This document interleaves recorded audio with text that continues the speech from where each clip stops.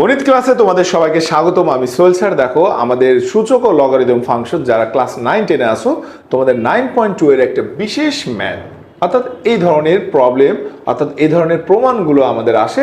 এই প্রমাণটা আমি তোমাদেরকে সহজ করে দেখানোর ট্রাই করব। দেখো কিভাবে আমরা এটা প্রুভ করতে পারি, অর্থাৎ সূচকীয় ফাংশনের ক্ষেত্রে।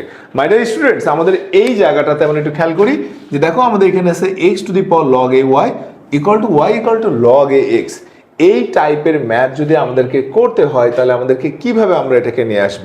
তো দেখো, এই টাইপের ম্যাথ যদি আমাদের আসে, আমাদের বরাবরই সূচকের উপরের অংশটাকে আমরা পৃথক পৃথকভাবে আলাদা করে ধরবো।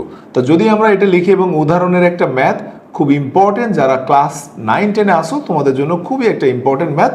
তাহলে আমি এটা ধরে নিচ্ছি যে ধরি log a y equal to p, আর এখানে ধরে নিচ্ছি log a x equal to q।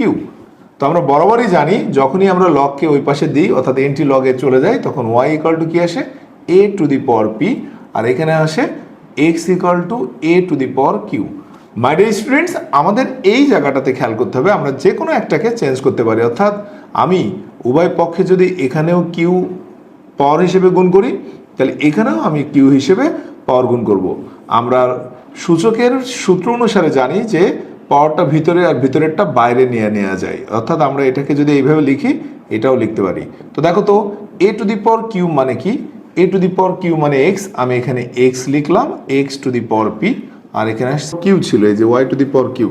তাহলে y কিউ মানে কোনটা, কিউ মানে আমরা এখানে এটা লিখব log a x, x, R p মানে কি লিখব, p মানে হচ্ছে log a y।